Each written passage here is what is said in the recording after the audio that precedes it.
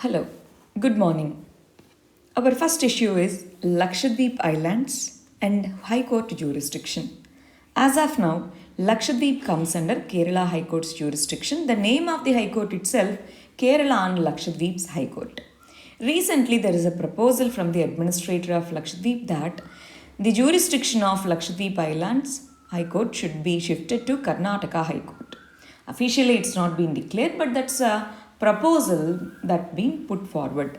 In that context, we have to understand that Article 241 says only Parliament, by passing the law, can constitute a High Court or change a High Court from one territory's jurisdiction to another territory. So, in this context, it's not the discretion of the administrator, but Parliament has to pass a law in this particular regard. Parliament means both Lok Sabha and Rajya Sabha.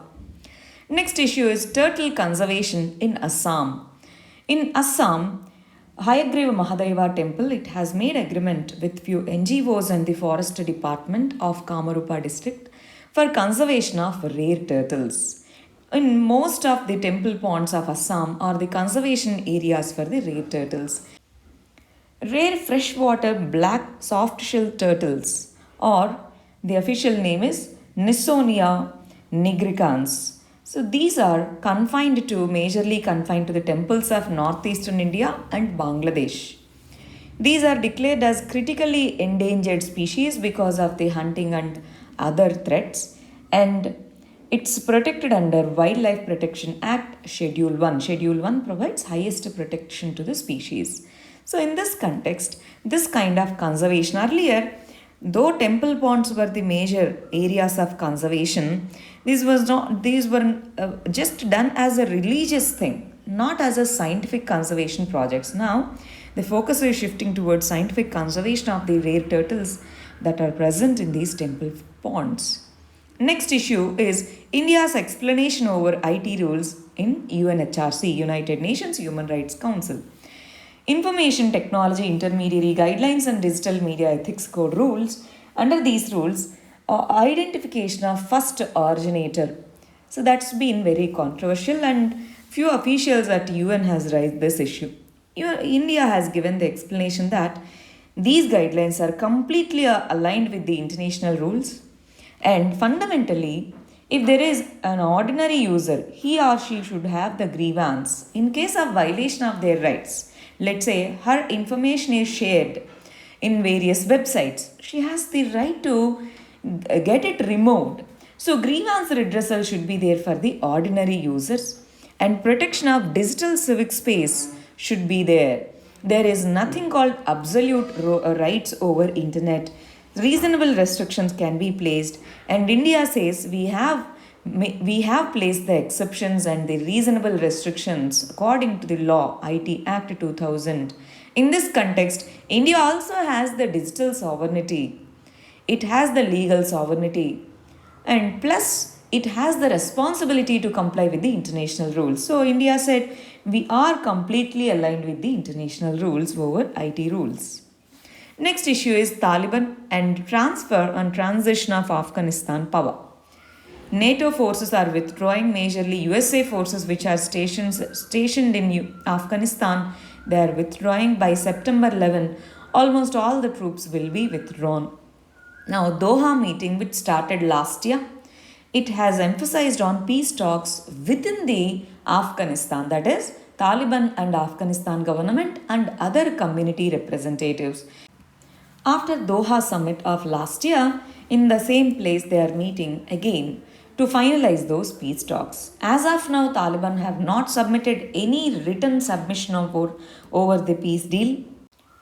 Afghanistan government has submitted, but Taliban has not. But recently they issued a statement saying that protection of rights of women and minorities would be there, and the rule of Afghanistan will be done under genuine Islamic laws. In this context, we have to recollect the Taliban rule in 1990s. They ruled Taliban for few years. Then there were absolute restrictions over women's rights and minority rights. There was a huge criticism. So in this context, they are saying protection of rights of women and minorities would be there. Next issue is inflation and erosion of savings. Inflation, as of now, in the present context, is caused due to the supply side constraints due to lockdown and increase in the global commodity prices such as crude oil. Inflation, that is, general rise in the price of goods and services over a period of time, is called inflation. Inflation, it decreases the value of the currency. When it decreases the value of currency, we have to spend more money on the same good or service. That will lessen our savings. As savings are less, investments also go down. That's why controlling inflation is important. Next issue is political process in Jammu and Kashmir. From here, these are editorials, right?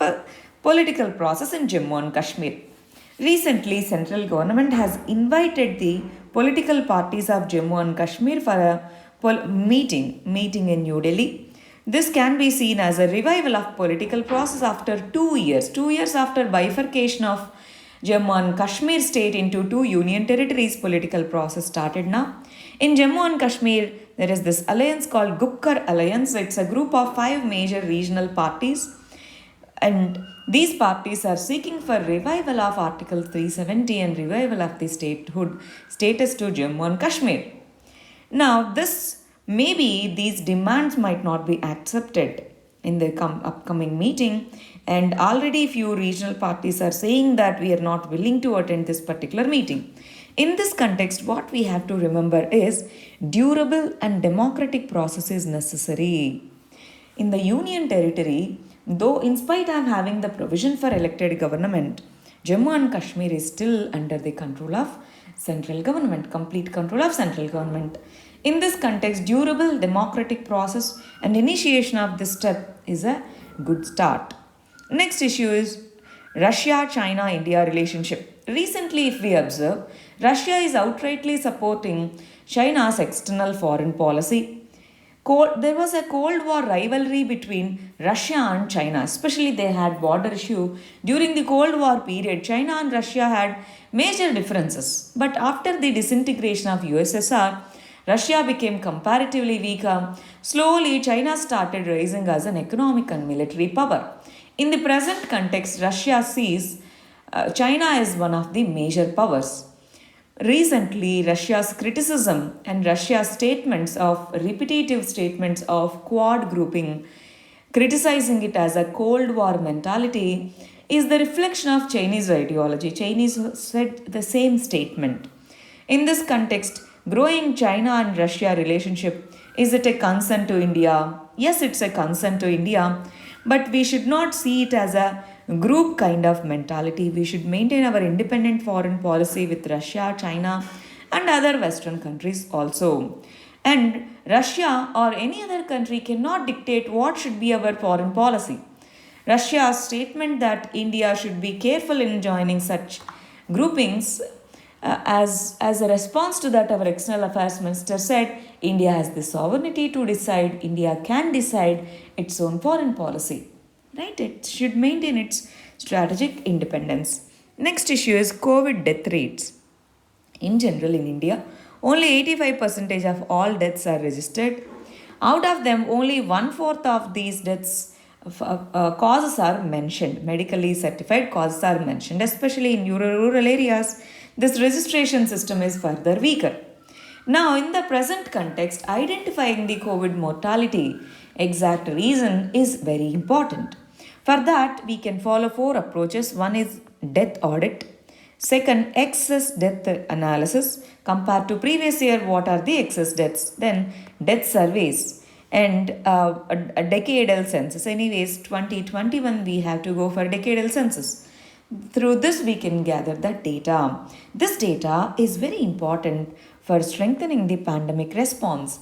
As of now, we are already predicting that third wave might come in next 6 to 8 weeks. In this context, we have to be careful. We have to be prepared to mitigate the impact of the next wave.